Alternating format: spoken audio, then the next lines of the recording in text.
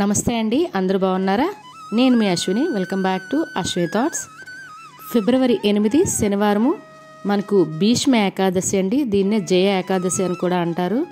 ఈసారి ఎంతో ప్రత్యేకమైనది భీష్మ ఏకాదశి. శనివారంతో ఏకాదశి తిథి కలిసి రావడం, అందులోనూ భీష్మ ఏకాదశి అండి. మరి ఈరోజు తిథి ఏ సమయం వరకు ఉంది, పూజా సమయాలు ఏంటి, ఈరోజు పూజ చేసుకోవడం వల్ల వచ్చే ఫలితాలు ఏంటి, మరి ప్రత్యేకంగా సంతానం లేని వారు, ఉద్యోగ ప్రయత్నాలు ఎన్ని చేసినా ఫలించట్లేదనే వాళ్ళు తప్పనిసరిగా ఈరోజు పూజ చేయడం వల్ల, నేను చెప్పే ఈ రెమెడీ చేయడం వల్ల తప్పకుండా ఫలితం అనేది అయితే దక్కుతుందండి. అంతటి మహోన్నతమైన కలిసి వచ్చిన రోజు మాట ఈరోజు. తప్పకుండా అయితే పూజ అయితే చేయండి. ఏకాదశి పూజా విధానం మనం తప్పనిసరిగా స్వామివారికి పిండి ప్రమిదలతో దీపారాధన చేయాలండి. మనము 7 ప్రమిదలు పెట్టుకుంటామా, 5 ప్రమిదలు పెట్టుకుంటామా అనేది మన ఇష్టం అండి. కాకపోతే 7 ప్రమిదలే లేదు అనుకునే వాళ్ళు ఒక్క పిండి ప్రమిద అయినా 7 ఒత్తులు ఒక ఒత్తిగా చేసి 7 అంటే ఒకే పిండి ప్రమిదను కూడా పెట్టుకోవచ్చు మాట.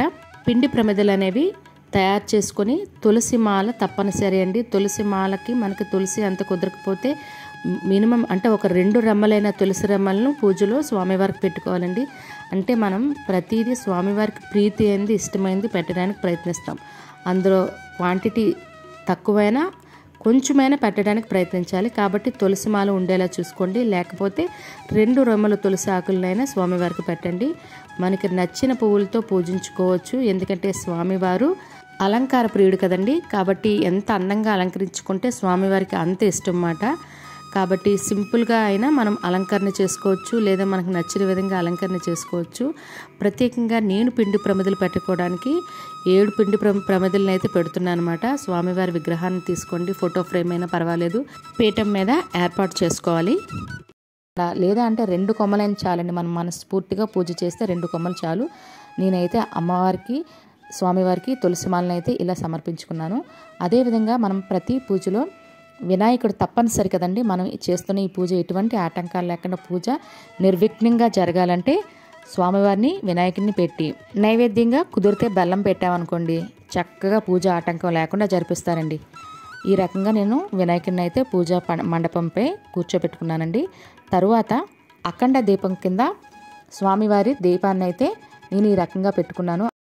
సూర్యోదయానికి ముందే పూజ చేసుకున్నట్లయితే, అంటే బ్రాహ్మీ ముహూర్తంలో చేసుకున్నట్లయితే ఇంకా మంచిదండి. అలా ప్రయత్నించండి. బ్రాహ్మీ ముహూర్తంలో చేసుకుంటే దేవతలు కూడా పూజ చేసే సమయం కాబట్టి తప్పనిసరిగా శక్తి ఇంకా ఎక్కువగా ఉంటుందండి. ఆ సమయంలో చేసే ప్రతిదీ కూడా పాజిటివ్ వైబ్రేషన్ అనేది ఉంటుంది. మనకు వచ్చే రిజల్ట్ కూడా పాజిటివ్గా ఉంటుంది. కాబట్టి ఆ సమయంలో చేయండి. అఖండ దీపము, శంకుచక్ర దీపాలు అన్నిట్లో పిండి ప్రమిదలతో నేను దీపారాధన అయితే చేసుకోవడానికి ఇలా ఏర్పాట్లు చేసుకున్నానండి. మరి చూసారు కదండి, స్వామివారి చిన్న విగ్రహం అది ఎంత నేను తిరుపతి నుండి తెచ్చుకున్నదండి. ఇలా ప్రత్యేకంగా పూజలు చేసేటప్పుడు తప్పకుండా ఉపయోగించుకుంటాను. చాలా బాగుంటుంది. మనకు ఆన్లైన్లో కూడా దొరకవచ్చు. కానీ ఈ రకంగా మనం అంటే ప్రమిదలు మీరు 7, 9 ఇలా ఎన్నైనా 11 ఎన్నైనా పిండి ప్రమిదలు అనేవి పెట్టుకోవచ్చండి. అఖండ దీపం మాత్రం రోజంతా ఉండేలాగా చూసుకోవాలి. మిగిలిన అనేవి మన ఇష్టం మాట. ఈ ప్రమిదలన్నిటికీ నేనైతే కొబ్బరి నూనెతోనే దీపారాధనకి ఒత్తులవి వేసుకున్నానండి. మనకు ఉంటే చక్కగా ఆవు నెయ్యితో దీపారాధనకి రెడీ చేసుకుంటే మంచిదే, ఇంకా మంచిది మాట. నేనైతే కొబ్బరి నూనె దీపారాధనకి వాడుకుంటున్నాను.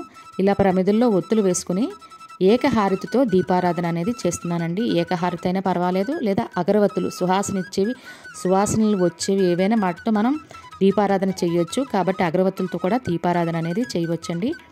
ప్రతి ప్రమిదను దీపారాధన చేసినప్పుడు ఓం శ్రీ లక్ష్మీనారాయణ నమః, ఓం శ్రీ వెంకటేశ్వరాయ నమః, ఓం శ్రీ గోవిందాయ నమః అనుకుంటూ గోవిందనామాలు చెప్పుకుంటూ దీపారాధన అనేది చేయాలండి. ఇలా చేయడం వల్ల మనం ప్రతి నిమిషం దేవునికి దగ్గరగా ఉంటాము.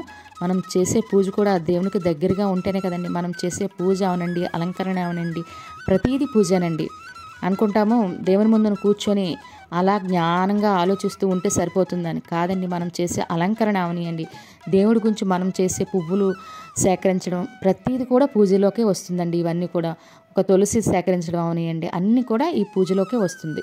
కాబట్టి ఈ రకంగా దీపారాధన అనేది నేను పూర్తి చేసుకున్నానండి. దీపారాధన పూర్తి చేసుకున్న తర్వాత మనం అగరవత్తులు, ధూపం, దీపం, నైవేద్యం అన్నీ సమర్పించుకోవాలండి. అదేవిధంగా స్వామివారికి మనకు నచ్చిన నైవేద్యాలు అయితే సమర్పించుకోవచ్చు. మరి ఈ మాఘమాసంలో శుక్లపక్ష ఏకాదశి విష్ణు ప్రీతికరమైన మహాపర్వదినం అండి. ఈ రోజున నారాయణార్చన, శ్రీ విష్ణు సహస్రనామాలు చెప్పుకుంటూ పూజ అనేది చేయాలి. భీష్మ నిర్యాణానంతరం వచ్చిన ఏకాదశి కనుక ఈ భాగవత శిఖామణి పేరున ఈ ఏకాదశిని భీష్మ ఏకాదశి అని పిలుస్తారండి. గంగామాత స్త్రీ రూపంలో గర్భధారిణి శిశువులను జన్మించినది. అందులో 8వ వాడిగా జన్మించిన భీష్ముణ్ణి ఆమె గంగలో పారవేయబోతుండగా ఆమె భర్త అయిన శాంతన మహారాజు ఆమెను వారించాడు. అందుకని ఆ పిల్లవాడిని ఆయన్నే పెంచుకోమని అప్పగించి ఆమె వెళ్ళిపోయింది. అలా శాంతనుడి చేత శాప విముక్తుడు కాకుండా నివారించబడిన భీష్ముడు పెరిగి పెద్దవాడైనాడు. ఆయన బోధించిన విజ్ఞాన సంపద, ఆయన బోధించిన ప్రతి వాక్యము అనాది కాలం నుంచి వచ్చినటువంటి సత్యానికి అతి సన్నిహితంగా ఉంటుంది. సత్యాన్ని అది ధరించి ఉంటుంది. భారత యుద్ధంలో 11 రోజులు యుద్ధం చేసి గాయపడి అంపసైపే పరుండి ఉత్తరాయణ పుణ్యకాలం కోసం ఎదురు చూస్తున్న భీష్ముడిని చూడడానికి యుద్ధానంతరం కృష్ణుణ్ణి తోడ్కొని పాండవులు వస్తారు. అందుకు అమితానందం పొందిన భీష్ముడు శ్రీమన్నారాయణ్ణి 1000 నామాలతో కీర్తించాడు. అదే ఇంతటా భక్తి ప్రపత్తులతో పారాయణం చేస్తే విష్ణు సహస్రనామం. అనంతకాలంలో రాజ్యపాలన చేయవలసి వస్తుందన్న ధర్మరాజును ఉద్దేశించి రాజనీతి అంశాలను బోధించాడు. ధర్మరాజు అడిగిన ప్రశ్నలకు భీష్ముడు ఇచ్చిన సమాధానమే విష్ణు సహస్రనామానికి ఉపోద్ఘాతం. మాఘశుద్ధ అష్టమి నాడు పరమోపదించాడు. మాఘశుద్ధ అష్టమి నాడు భీష్మాచార్యుని ఆత్మ శ్రీకృష్ణులో లీనమైంది. భీష్ముడు మోక్షం పొందిన తరువాత వచ్చిన మాఘశుద్ధ ఏకాదశిని భీష్మ ఏకాదశి అని, మహాఫల ఏకాదశి అని, జయ ఏకాదశి అని అంటారు. కాబట్టి ఈ మాఘశుద్ధ ఏకాదశి రోజు తప్పనిసరిగా భీష్మునికి ప్రతి ఒక్కరు వండి తర్పణం అనేది వదలవలసి ఉంటుంది. ఉదయాన్నే స్నానం చేసిన తరువాత మనము నీళ్ళను చేతిలో వేసుకుని బయటన ఆర్గ్యమిచ్చినట్లే మనకి, ఎందుకంటే నదులు సముద్రాలు దగ్గరలో వీలైతే వెళ్ళి చేయవచ్చు, లేని కానివారు ఈ విధంగా చేయవలసింది. తర్పణ అనేది వదలవలసి ఉంటుంది.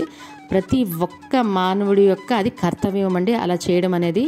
అదేవిధంగా మీకు వీడియో మొదట్లో చెప్పాను, సంతానం లేనివారైనా ఉద్యోగం లేనివారైనా ఇది శనివారము మాఘ ఏకాదశి 2 కలిసి వచ్చిన ఏకాదశి కాబట్టి తప్పనిసరిగా ఒక తెల్లటి దారపు ఉండ తీసుకుని దాన్ని మర్రి చెట్టు దగ్గరికి వెళ్ళి మన ఏ కోరికైతే ఉన్నదో సంతానం గురించి లేదా పుత్ర సంతానం గురించి కోరుకునే వాళ్ళు ఎవరైనా ఉంటే కోరుకొని పసుపు దారానికి రాసి 11 సార్లు ప్రదక్షిణ చేస్తూ దారం దానికి మనం మర్రి చెట్టుకైతే కట్టవలసి ఉంటుందండి. అలా కట్టి మన కోరికను చెప్పి మొక్కుకున్నట్లయితే తప్పకుండా నెరవేరుతుందండి. మీకు చేయండి అందరూ కూడా. ఇలా ఎవరికైతే అవసరం ఉందో అనుకుంటున్నారో 36 సూర్యాస్తమయం సాయంత్రం 6:07. మరి ఈరోజు తిథి అంటే అదే సమయం వరకు ఉంది. ఇప్పుడు చూద్దాము. ఈరోజు తిథి మాఘ శుక్ల ఏకాదశి. ఏకాదశి తిథి ఫిబ్రవరి 7 శుక్రవారం రాత్రి 11:10 అండి. ఫిబ్రవరి 8 శనివారం రాత్రి 9:30 వరకు ఏకాదశి తిథి అనేది ఉంటుందండి. తదుపరి మాఘ శుక్ల ద్వాదశి తిథి ప్రారంభమవుతుంది. చూశారు కదండి ఏకాదశి తిథి సమయాలు. మీరు ఏకాదశి ఉపవాసం చేయాలనుకునేవారు శుక్రవారం ఒంటిపూట చేసి శనివారం పూర్తిగా ఉపవాసం ఉండి ఆదివారం ఉదయం 10 గంటలలోపు పంతులు గారికి స్వయం పాకం ఇచ్చి భోజనం వండుకొని తిని ఏకాదశి ఉపవాసాన్ని అయితే విరమించాలండి. ఇవి మనకి భీష్మ ఏకాదశి పూజా సమయాలండి మరియు ప్రత్యేకత. మీకు ఈ వీడియో మీద ఎటువంటి డౌట్స్ ఉన్నా నాకు కింద కామెంట్ బాక్స్లో కామెంట్ చేయండి, తప్పకుండా రిప్లై అయితే ఇస్తాను. మీకు ఈ వీడియో నచ్చినట్లయితే లైక్ చేసి సబ్స్క్రైబ్ చేయడం మాత్రం మర్చిపోకండి. రేపు మరలా మరొక కొత్త వీడియోతో కలుద్దాం. ధన్యవాదములు.